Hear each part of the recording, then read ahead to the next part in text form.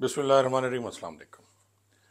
नाजरीन, मुलाजमत पुलिस की शुरू की, कुछ पता नहीं होता था कि पुलिस में क्या है, रिश्वत कैसे ली जाती है, तफ्तीश कैसे की जाती है। शौक़ बड़ा था काम करने का, और उस पर मैं ये करता था कि जी गश्त करनी, इधर उधर भागना और कोशिश करनी कि अपने जो इमीडिएट बॉस हैं उनसे आपके ताल्लुकात बहुत अच्छे होने चाहिए। अच्छा, शुरू के वाइल सर्विस मेरी कोई ट्रैफिक में गुजरी, उसके बाद जब मेरी लियाकत पर पोस्टिंग हुई तो वहाँ एक लियाकत अली मुहर्रिर होता था। अब मैं आपको बड़ी मज़े की और अंदर की बात सुना रहा हूँ, इसको बड़े गौर से सुनिएगा कि पुलिस में क्या होता है। और उसके बाद एक मैं आपको ऑडियो भी सुनाऊंगा इसी व्लॉग में, जिसमें पुलिस का पूरा महकमा उस तफ्तीशी ने खोल के रख दिया है। मैं भी आपको बताता रहता हूँ, लेकिन वो था पुराने दौर के वाक़यात। जो आज के वाक़यात हैं वो भी आप सुनेंगे तो आपको मज़ा आ जाएगा। नाज़रीन, लियाकत अली हवलदार था जी, और वो मुहर्रिर थाना था, और तुफ़ैल भुट्टो साहब इंस्पेक्टर थे, मेरे एसएचओ, और खालिद लतीफ़, काजी खालिद लतीफ़ एक डीएसपी थे। अच्छा, काजी खालिद लतीफ़ जो हैं बड़े खूबसूरत इंसान थे, डेरा गाजी खान के रहने वाले थे वो, और बाद में वो ट्रांसफ़र हो गया उनका, और उनके साथ एक बहुत बड़ी ट्रेजिडी हुई। एक एक्सीडेंट में उनकी बेगम और उनके सारे बच्चे, उनकी डेथ हो गई और काजी साहब अकेले बच गए। अब बाद में वो भी, उनकी भी डेथ हो गई कुछ अर्से बाद, रिटायरमेंट की बाद की बात है। ड्यूरिंग सर्विस उनका एक्सीडेंट हो गया था बच्चों का जी। अब जो लियाकत अली मुहर्रिर साहब थे वो कमाल इंसान थे जी। वो क्या करते थे नाज़रीन, जो भी एप्लीकेशन उसके पास आती थी, जो बंदा, क्योंकि पहले ये होता था, ये तो नहीं था ना कि जी आप जाके पोलकाम पे दरख्वास्त देंगे और उसके बाद आप जो हैं उस पर कुछ करेंगे। होता कुछ यूँ था कि लियाकत अली जो थे वो जैसे उनके पास एप्लीकेशन आती थी, मैं भी साथ बैठा होता था, वो सूंघते थे उस एप्लीकेशन को, और सूंघने के बाद उनकी दर्जाबंदी करते थे। और ये सूंघना ये होता था कि इसमें से कितने पैसे मिल सकते हैं। और मैं हैरान हूँ नाजरीन के लियाकत अली साहब का वो जो कमाल था, वो सूंघने वाला, वो बिल्कुल एक्यूरेट होता था। मसलन जिना की दरख्वास्त आई है, उसके अलहदा पैसे, चोरी की तो किसी को, फिर फजूल सी या नकबजनी की दरख्वास्त है तो वो उसको दे देनी। फिर थाने में भी कैटेगरीज होती थी। जो ख़ास मुंशी का ख़ास एएसआई या तफ्तीशी होता था, वो दरख्वास्त फिर जो अच्छे वाली है, सूंघ के जिससे पता चलता है, वो फिर उसको दे दी जाती थी। और इसी तरह थानों पे एसएचओ के ख़ास रखे होते हैं, जो तफ्तीशी होते हैं, कांस्टेबल होते हैं, जिनको ख़ास तफ्तीशें फिर दी जाती हैं या वो दरख्वास्तें दी जाती हैं जिससे बहुत ज़्यादा आमदनी की उम्मीद होती है। तो ये भी मुझे याद आ गया लियाकत अली का वाक़या, और मैंने आपको सुना दिया। अच्छा नाजरीन, ये जो गुफ्तगू है ना, एक इन्वेस्टिगेशन का कोई है, एएसआई या सब इंस्पेक्टर साहब हैं जी, और या इंचार्ज इन्वेस्टिगेशन है, या फिर एसएचओ है। अब वो जो हैं तफ्तीशी साहब, वो थाने पे नहीं जा रहे, भागे हुए हैं। वो भागे क्यों हुए हैं मैं आपको ये भी बता देता हूँ कि जी इस वक्त जो पोल काम में पंजाब पुलिस में जो कुछ हो रहा है, उसमें ये है कि जी चालान सबमिट कराना बहुत मुश्किल हो गया है, और लोग अपनी जेब से, पुलिस वाले अपनी जेब से पैसे भर के प्रोसिक्यूशन को ये चालान सबमिट कर रहे हैं। आप सुनिए, इसके साथ साथ ऐसा ऐसा मैं आपको फिर ब्रीफ भी करता जाऊंगा कि ये क्या गुफ्तगू है जी। डीएसपी ने किया तो मैं कि शायद मैं सवेर दी कह रहा तू भाई मेरे नाल वादा कर गया, मैं सुबह आवांगा। टेलीफोन बंद करके ਹੁਣ टेलीफोन सुनता नहीं। मैं तो चोर हां भी मेनू गिरफ्तार करना है। चोर से हुड़की तू थाने च नहीं पड़ना, तो फिर तेरे को मिसाल नहीं लेनी की कर सकते हो। नहीं सर जी, आई दा थाने डेली आई दा मिसला आई दा किनु मिलदे जे, मेनू एक गल देना, मुश्किल मिलदे जी, इंचार्ज ਨੂੰ मिलदे किनु मिलदे जी। चलाना दी अपडेट भी देने आ ਤੁਸੀਂ ਆਪਣੇ। ਹੁਣ ਤੂੰ थाने आना या नहीं आना? ਸਾਈ थाने तो मैं ਭੱਜਿਆ, थाने ਦਾ नहीं यार ਭੱਜਿਆ नहीं, नशे का छड़ तू आना ही का दस हैं। पता नहीं सर जी की सिस्टम इतने चलिया खलोता है, समझो बाहर होया खलोता काम। तू राबी क्या में आना, तू राबी नहीं आया, चलान भी तो फिर सारी चलाना का भी तो कोई करना है। डर वो सुनिया ही डिप्टी साहब जेडे फड़ कड़ियां लान डे ने, जिन्हें चलान नहीं जमा, डरदा बंदा किधर जावे। अच्छा नाजरीन, अब वो तफ्तीशी जो है ना, वो अपने एसएचओ को या इंचार्ज इन्वेस्टिगेशन को कह रहा है कि मैं चालान मुझसे नहीं हो रहा है, तो जो डिप्टी साहब हैं, डीएसपी साहब हैं, वो पकड़ के हथकड़ियाँ लगाई जा रहे हैं, बंदूकों। ये हुआ है, पिछले दिनों पर्चे भी हुए थे कि जो तफ्तीशियाँ चालान सबमिट नहीं कराते, बहुत सख्ती हो रही है, क्योंकि हाई कोर्ट की जो ऑनरेबल चीफ जस्टिस साहबा हैं उन्होंने सख्ती की हुई है, तो फिर सब पे डंडा ये चल रहा है। सुनिए आगे जी। भी चलान जमा करवा लिया, को पैसे को नहीं, पैसे दी वजह तो चलान थोड़े लेट हो गए ने। अच्छा वो गल दसी गल है, हुन आज के चलान जमा कराए, हुन आज के थाने आएगा या आज भी पिंड जाएगा? पिंड तो जाना ही जाना सर, हफ्ते बाद जाइदा है। वालदा मेरी बीमार है, मैं छुट्टी भी जाना। सारे भी चक्कर लाना है या नहीं लाना?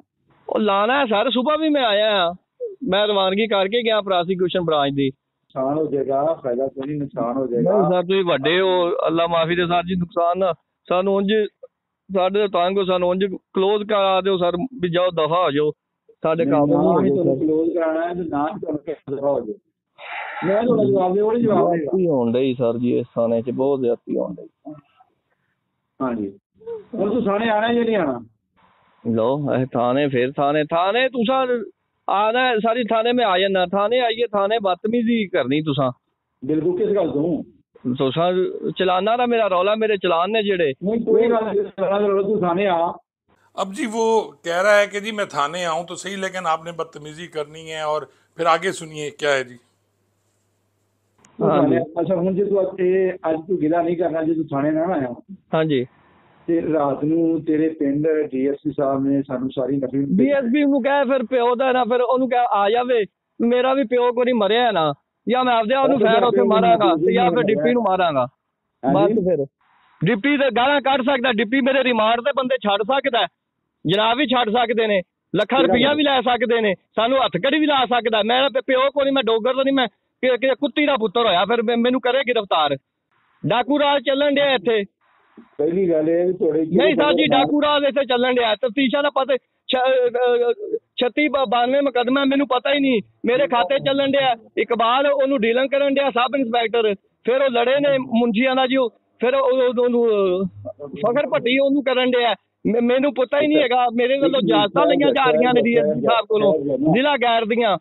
ਹਾਂਜੀ ਇਹ ਤੇ ਕੋਈ ਨਹੀਂ ਹੈਗਾ ਵੀ ਕੜੀਆਂ ਲਾ ਦਿਓ, ਇਹਨਾਂ ਨੂੰ ਥ੍ਰੈਟ ਕਰ ਦਿਓ, ਇਹਨਾਂ ਨੂੰ ਪਰੇਸ਼ਾਨ ਕਰ ਦਿਓ, ਇਹ ਆਪਦੇ रोते रहो तो इन्होंने कड़ियां ला दो, लावे फिर कड़ी फिर देखी जाएगी। मजे की बात ये है कि क्योंकि ये तफ्तीशी भागा हुआ है, तो वो कह रहे हैं जी कि मुकदमा जो 3692 है उसके मुलजमान, ये लाहौर का किस्सा चल रहा है, लाहौर का बिल्कुल, जहाँ सब बैठे हुए हैं, आईजी साहब और वजीर आला साहबा सब भी हैं। और ये कह रहा है जी कि उस मुकदमे में डीएसपी साहब ने जो मुलजमान थे उनको छोड़ दिया, बर रिमांड जिस्मानी, मुझे हथकड़ियाँ लगा दी, और वो फिर 2 दिन बाद वापस है और उसमें 7 लाख लिया गया। आप सुनिए, आगे सुनिए जी। फिर कड़ी फिर देखी जाएगी। फिर वो कहते हैं करो, देखता हूँ। इन्ना जुल्म कदी नहीं सर जी वेखिया भी, पैसे भी मर्जी ते लई जांदे, ਲੱਖਾਂ ਰੁਪਈਆ ਸਾਡੇ ਖਾਤੇ ਲਈ ਜਾਂਦੇ ਨੇ, ਸਾਨੂੰ ਕੋਈ ਪੁੱਛਦਾ ਵੀ ਕੋਈ ਨਹੀਂਗਾ। ਗਾਲਾਂ ਵੀ ਕੱਢੀ ਜਾਂਦੇ, ਮਾਵਾਂ ਭੈਣਾਂ ਵੀ ਪੁਣੀ ਜਾਂਦੇ ਨੇ, ਕੜੀਆਂ ਵੀ ਲਾਈ ਜਾਂਦੇ ਨੇ। ਅਸੀਂ ਚੋਰ ਆ, ਡਾਕੂ ਆ ਅਸੀਂ। ਅੱਛਾ ਹੁਣ ਗੱਲ ਇਸ ਤਰ੍ਹਾਂ ਹੈ, ਨਹੀਂ ਸਾਡੇ ਪੱਲੇ ਕੀ, ਸਾਡੇ ਘਰ ਘਲਾ ਦਿਓ ਸਰ ਜੀ, ਘਲਾਵੇ बेइज्जत करना है ना, तो फिर दुनिया पे ही देखेगी। फिर बेइज्जत की फिर अल्लाह वारिस है। फिर ਜਦੋਂ ਤੂੰ ਥਾਣੇ ਨਹੀਂ ਆਣਾ, थाने का केड़ा कुड़ी हवा नहीं आता, मेरी लोकेशन ले लो, मैं डेली भैन ही आना, डेली आना। हुण मैं आके आपदे दफ्तर बहीदा आके जेडे मुकदमे ने पोलका मल जाईदा, उत्थे वेखीदा, जाईदा उत्थे वेखीदा। कई दफा साजी मेरे वड्डे हो सारी पेवा बजाओ आई दा जनाब, नहीं भी हुंदे किते मीटिंग च गए ने, पुछी दा कदी सीसीपीओ दफ्तर या किते ने, मैं कि मेरा काम है नहीं भी जनाब उस टाइम होंदे। अच्छा हुण जदों मैं कहना भी थाने आके ਜਿਹੜੀਆਂ ਤਫਤੀਸ਼ਾਂ ਫਖਰ ਕਰਦਾ ਪਿਆ, ਜਿਹੜੀ ਆ ਉਹ ਕਰਦਾ ਪਿਆ ਇਕਬਾਲ ਨੇ। ਹਾਲਾਂਕਿ ਇਕਬਾਲ ਨੇ ਮੈਨੂੰ ਨਾ ਇਤਰਾਜ਼ ਕੀਤਾ ਕੱਲ, ਉਹ ਜੀ ਮੈਂ ਕਿਹਾ, ਮੈਂ ਸਰ ਜੀ ਮੈਨੂੰ, ਮੈਂ ਕਿਹਾ ਤੁਸੀਂ ਕਿੱਦਣ ਦੀ, ਮੈਂ ਕਿਹਾ ਮੈਨੂੰ ਤੂੰ ਜੇ ਮੈਂ ਕਿਸੇ ਅੱਗੇ ਨਾਂ ਲਿਆ ਸੀ ਕਿ ਮੈਨੂੰ ਦਫ਼ਤਰੋਂ ਫੋਨ ਆਇਆ ਵੀ ਆਹ ਮੁਕੱਦਮਾ, ਮੈਂ ਕਿਹਾ ਮੇਰੇ ਕੋਲੇ ਆ ਨਹੀਂ ਹੈਗਾ, ਸਹੀ ਨਾ। ਉਹਨਾਂ ਕਿਹਾ ਕਿਹਦੇ ਕੋਲੇ ਜੋ ਚੈੱਕ ਕੀਤਾ ਤੇ ਤੁਹਾਡੇ ਕੋਲੇ ਸੀ। ਮੈਂ ਕਿਸੇ ਨੂੰ ਸਰ ਜੀ ਕੋਈ ਜ਼ਿਕਰ ਕੀਤਾ ਮੇਰਾ ਮੁਕੱਦਮਾ ਹੈ ਤੇ ਇਹ ਡੀਲ ਕਰ ਰਿਹਾ। ਤੂੰ ਮਤਹਿਦ ਹੈ ਤੇ ਮਤਹਿਦਾਰੀ ਗੱਲ ਸਰ ਜੀ, ਮੈਂ ਮਤਹਿਦ ਹੀ ਹਾਂ। ਵੇਖੋ ਸਰ ਜੀ, ਵੇਖੋ ਸਰ ਜੀ 6-7 ਮਹੀਨੇ ਹੋ ਗਏ ਨੇ ਮਤਹਿਦ ਅਸੀਂ ਭੱਜੇ ਆ ਕਿਤੇ। ਜਨਾਬ ਨੇ ਜਿਵੇਂ ਕਿਹਾ, ਡਿਪਟੀ ਸਾਹਿਬ ਨੇ ਜਿਵੇਂ ਕਿਹਾ, ਅਸੀਂ ਕੜੀਆਂ ਲਵਾ ਲੀਆਂ ਨੇ। ਕੀ ਅਸੀਂ ਚੋਰ ਆ? ਕਾਹਦੀ ਸਾਨੂੰ ਕੜੀ ਲਾਉਂਦੇ ਨੇ? ਕਿਹੜਾ ਆਪ ਨਹੀਂ, ਮੈਨੂੰ ਕੜੀ ਲਾ ਕੇ ਘੰਟੇ ਬਾਅਦ ਮੇਰੇ ਮੁਲਜ਼ਮ ਰਿਮਾਂਡ ਤੇ ਨੇ, ਰਿਮਾਂਡ ਤੇ ਮੁਲਜ਼ਮ ਛੱਡ ਦਿੱਤੇ, ਉਹਨਾਂ ਤੋਂ 7 ਲੱਖ ਰੁਪਈਆ ਲੈ ਲਿਆ। ਕੀ ਡਿਪਟੀ ਸਾਹਿਬ ਨੇ ਮੇਰਾ ਕੀਤਾ? ਹੁਣ ਮੈਨੂੰ ਉਹਦਾ ਕੜੀ ਲਾਉਣੀ ਹੈ। ਕਿਹੜਾ ਮੁਲਜ਼ਮ ਛੱਡੇ ਨੇ? ਜਿਹੜੇ 19-33 ਮੁਕੱਦਮੇ वाले 8 ਤਰੀਕ ਨੂੰ ਛੱਡ ਦਿੱਤੇ, 10 ਨੂੰ ਮੈਨੂੰ ਦਿੱਤੇ गए।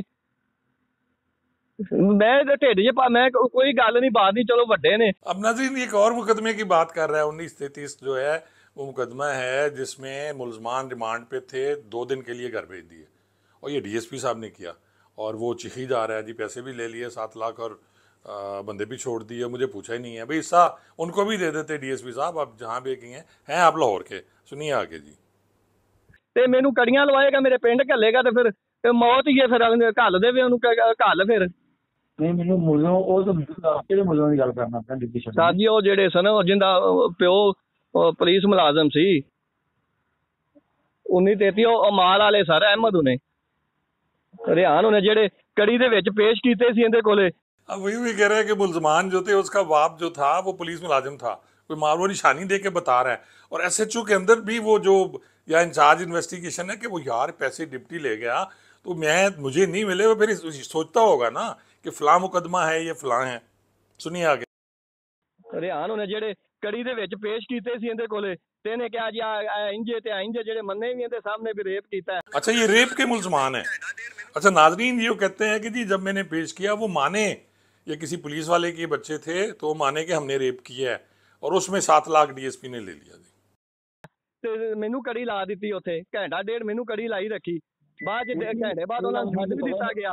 ਰਿਮਾਂਡ ਦੇ ਵਿੱਚ ਮੁਲਜ਼ਮ ਛੱਡੇ, ਕੋਈ ਵਾਧਾ ਘਾਟਾ ਹੋ ਜਾਂਦਾ ਉਹਦੇ ਨਾਲ ਬਾਹਰ ਮੇਰੇ ਤੇ ਪਰਚਾ ਹੋ ਗਿਆ, ਮੇਰੀ ਭੈਣ ਚੁਦਿਆ ਵੀ ਤੂੰ ਛੱਡੇ ਨੇ।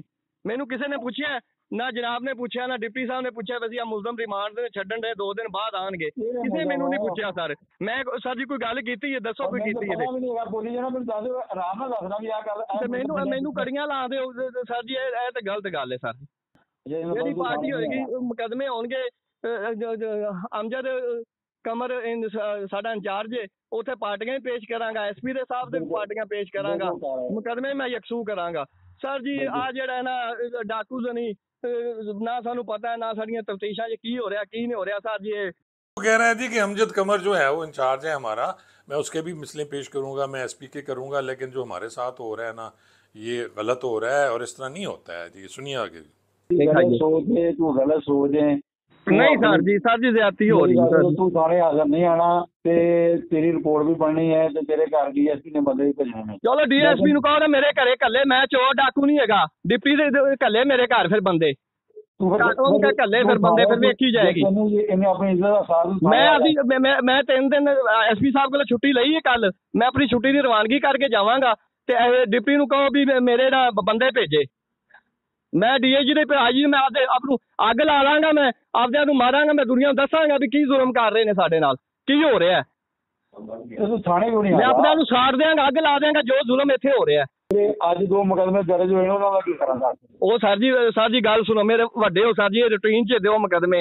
ਅਸੀਂ 3 ਥਾਣੇਦਾਰ ਆ, ਜਿੰਦਾ ਬੰਦਾ ਉਹਨੂੰ ਦਿਓ ਸਰ ਜੀ। ਮੇਰੀ ਗੱਲ ਸੁਣਨਾ ਸਰ ਜੀ, ਮੇਰੀ ਵਾਲਦਾ ਬਿਮਾਰ ਹੈ, ਮੈਂ ਘਰ 3 ਦਿਨ ਛੁੱਟੀ ਲਈ, ਮੈਂ ਜਾਣਾ ਘਰ, ਛੁੱਟੀ ਤੋਂ ਬਾਅਦ ਆ ਕੇ ਜਿਹੜਾ ਮੁਕਦਮਾ ਹੋਏਗਾ ਮੈਨੂੰ ਦੇ ਦਿਆ ਜੀ। ਜਿਵੇਂ ਕਹੋਗੇ ਮੈਂ ਹਾਜ਼ਰ ਹਾਂ, ਮੈਂ ਫਿਰ ਵੀ ਨਹੀਂ ਕਰਦਾ, ਤੁਸੀਂ ਵੱਡੇ ਹੋ ਸਾਡੇ ਤੋਂ ਕਰੋ। ਕਿਹੜੇ ਮੁਲਜ਼ਮ ਸੀ ਜਿਹੜੇ ਤੁਸੀਂ ਕਿਹਾ कि डीएसपी छड़े। अच्छा अब यहाँ फिर चुल होती है एसएचओ साहब को या जो भी है, वो पूछते हैं कौन सा मुलजिम है जो डीएसपी ने छोड़ दिए। अब उसे भी हिसाब किताब नहीं हुआ होगा ना। सुनिए। ਉਹ ਮਾਲ ਵਾਲੇ ਸਰ ਜੀ ਬਹਿਰੀਆ ਟਾਊਨ ਵਾਲੇ ਸਰ, ਜਿਨ੍ਹਾਂ ਦੀ ਸੁਲਹ ਹੋ ਗਈ ਸੀ। ਹਾਂ ਚੇਅਰਮੈਨ ਨਾਇਬ ਨੇ ਜਿਹੜਾ ਵਿੱਚ ਸੀ जनाब, कहते चेयरमैन नायब। अब ये खुल के बात हो रही है, वो कहते हैं कौन सा मुकदमा, वो कहते हैं जी वही बहरिया वाला, वो माल वाला, और जिसमें फिर कहता है जी चेयरमैन नायब ने सिफारिश की थी। तो वो फिर एसएचओ को याद आ गया कि यार अच्छा फलाना, हाँ उसमें तो साहब हो गया या नहीं हुआ, फिर बात की बात है। सुनिए। ਤੁਹਾਨੂੰ ਡਿਪਟੀ ਕਾਲ ਕਰੇ, ਤੁਹਾਨੂੰ ਐਸਪੀ ਕਰੇ, ਤੁਹਾਨੂੰ ਮਦਈ ਕਰੇ, ਮੁਲਜ਼ਮ ਕਰੇ, ਮੈਂ ਕਰਾਂ, ਮੋਹਰ ਕਰੇ, ਫੋਨ ਸੁਣ ਕੇ ਤੇ ਮਦਈ ਔਰ ਮੁਲਜ਼ਮ ਦੀ ਗੱਲ ਸੁਣ ਲਓ, ਬਸ ਇੰਨੀ ਗੱਲ। ਸਰ ਹਾਜ਼ਰ ਅਸੀਂ, ਸਾਡੀ ਸ਼ਿਕਾਇਤ ਆ ਜੇ ਸਾਨੂੰ ਧੋਣੋਂ ਫੜ ਲਿਆ, ਕੰਨੋਂ ਫੜ ਲਿਆ ਜੀ। ਤੇ ਆ ਜਿਹੜੇ 2 ਮੁਕੱਦਮੇ ਦਰਜ ਹੋਏ ਬੈਠੇ ਨੇ, ਇਹਨਾਂ ਨੂੰ ਕੀ ਜਵਾਬ ਦਿਆਂ। ਤੇ ਜ਼ਿਆ ਨੂੰ ਦਿਓ ਸਰ, ਜ਼ਿਆ ਇੱਥੇ ਹੀ ਹੈ ਨਾ ਸਹੀ। ਪਿਛਲੇ 5 ਮੁਕੱਦਮੇ ਮੈਨੂੰ ਮਿਲੇ ਨੇ, ਮੇਰੇ ਮੁਕੱਦਮੇ ਕਿੰਨੇ ਹੋਏ ਪਏ ਨੇ, ਲੇਕਿਨ ਤੈਨੂੰ ਬਿਲਕੁਲ ਮਿਲੇ ਨੂੰ ਜ਼ਿਆ ਹੀ ਗੈਰ ਹਾਜ਼ਰ ਵੀ ਤੈਨੂੰ ਜ਼ਿਆਦਾ 4-5 ਮੁਕੱਦਮੇ ਦੇ ਦਿਓ ਸਰ, ਮੈਂ ਲੈ ਲੈਣਾ ਆ ਕੇ। ਕਿਹਨੂੰ ਜ਼ਿਆ ਜੀ ਸਰ ਸਾਹਮਣੇ ਸਰ ਜ਼ਿਆ सर हुक्म मिलो। ठीक है जी सर ठीक हो सर, ठीक हो। अले जी इस दौरान कॉल आती है एक सीनियर की, तो फिर देखें उनका रवैया, सर तामील हुक्म होगी, ये तामील हुक्म लेके बह गई सानू पुलिस वालों को जी, सर तामील हुक्म होगी, इसके अलावा बाहर निकलना बहुत मुश्किल है। नाजरीन ये सारी बातें जो आपको सुनाने का मकसद ये था, ये गुफ्तगू जो है ये एक माथात और एक अफसर के दरमियान है जी, और उसमें फिर आपने देख लिया क्या गुफ्तगू थी। माल रोला वो रज़ाइदा ही है जी कि पैसे उसने ले लिए, डिप्टी ने 7 लाख ले लिया, मुझे कुछ नहीं दिया।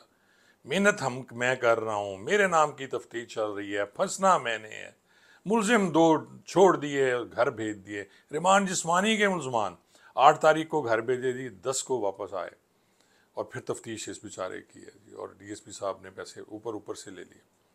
फिर एसएचओ साहब भी साहब पूछ रहे हैं, एक और मुकदमा दरमियान में आ गया कि जी वो जिसमें चेयरमैन नैब और मुबीना तौर पर आपने खुद सुना है जी, और साथ में बैरिया का मुकदमा है, वो माल वाला, मुझे नहीं पता कौन सा माल है। तो ये हकीकत है नाजरीन। थाने खूबसूरत बना लें, मैं अक्सर कहता रहता हूँ यार, थाने खूबसूरत बनाने से बाहर आपने बैठने की जगह बड़ी खूबसूरत बना दी। असल गंद जो इस महकमे का है वो आप ठीक नहीं कर रहे, ना ही आप ठीक करने की कोशिश कर रहे हैं, ना उनकी ट्रेनिंग है। इन पे बोझ देखें कि 3 तफ्तीशी हैं और इतनी तफ्तीशी हैं, वो चीख रहा है। फिर जो पॉलकॉम का सिलसिला हुआ है, आप यकीन जाने पुलिस वाले रोते हैं जो तफ्तीशी हैं, अपनी जेब से पैसे भर के चालान पास करा रहे होते हैं। पिछले दिनों मैंने भी सुना था कि अपने बाप से 1,25,30,000 लेके वो तफ्तीशी ने उधारा लेके जाके प्रोसिक्यूशन को दिया और चालान पास कराए। और प्रोसिक्यूशन वाले कहते हैं हम तो कुछ नहीं लेते। ज़ाहिर है इतनी बल्क क्वांटिटी में चालान जब जाएंगे और पीछे डंडा होगा हाई कोर्ट का, आईजी का, बाकी अफसरान का, तो फिर इस तरह के वकूए होते हैं। फिर पैसे भी लेने हैं, फिर सब काम भी करना है। तो ये थी वीडियो जी आज की हमारी। इंशाल्लाह अगली वीडियो में फिर मुलाकात होगी। बहुत बहुत शुक्रिया।